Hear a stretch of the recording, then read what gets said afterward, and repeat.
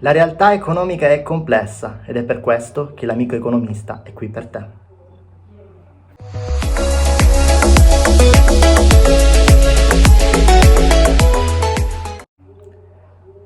Oggi inauguriamo un filone nuovo, particolare e diverso per la rubrica domande e offerta e parleremo della domanda di mercato. Cercheremo di capire come in un'analisi microeconomica nasce, si sviluppa e viene disegnata una domanda di mercato.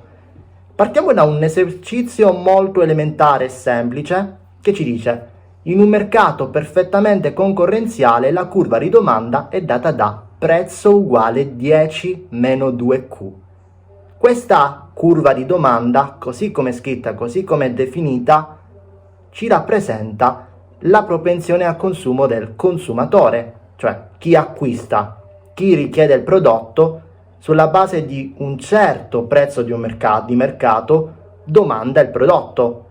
Per la legge della domanda e del mercato, un prezzo più alto ridurrà la propensione al consumo, un prezzo invece di mercato più basso aumenterà la propensione al consumo.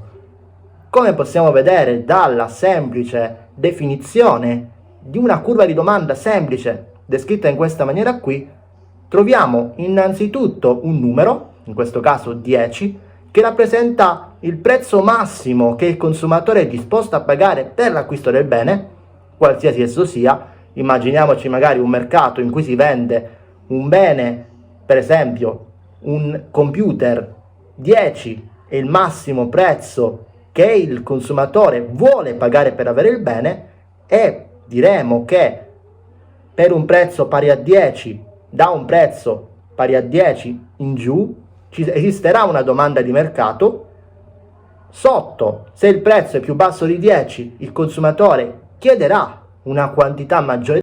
Allora diremo che per un prezzo inferiore a 10 esisterà una domanda di mercato, ci sarà un consumatore che richiede il bene, e quindi a 9 ci sarà una domanda di mercato maggiore, a 8 ancora più alta di prima, a 7 ancora più alta. Più il prezzo scende, più il consumatore chiede una quantità maggiore del bene. E se invece il prezzo richiesto sul mercato fosse 11, a quel punto, dato che il prezzo è più alto di 10, che è il prezzo massimo che il consumatore è disposto a pagare per il bene, allora la quantità sarebbe 0, cioè non esiste una domanda di mercato.